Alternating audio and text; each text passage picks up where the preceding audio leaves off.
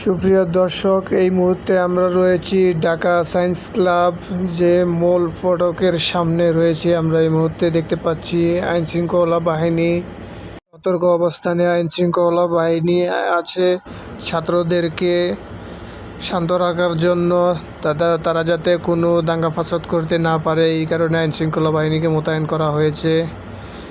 তো আমরা এই মুহূর্তে দেখতে পাচ্ছি পুলিশ বাহিনী চতুর্দিক দিয়ে তারা সতর্কতা অবলম্বন করছে যাতে কোনো ধরনের দাঙ্গা ফাসাদ না হয়।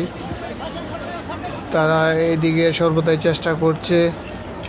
পুলিশ বাহিনী মোতায়েন করা হয়েছে, পুলিশ বাহিনী সতর্কতা অবলম্বন করছে।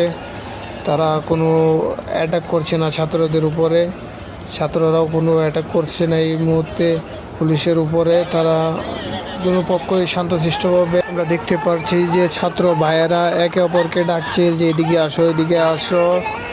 তো দেখতে থাকুন, ভিডিওটি অবশ্যই শেয়ার করে দিবেন সকলের মাঝে। এখন পরিস্থিতি মোটামুটি শান্ত আছে, আন্দোলন চলছে, ছাত্ররা শান্তশিষ্টভাবে আন্দোলন করছে।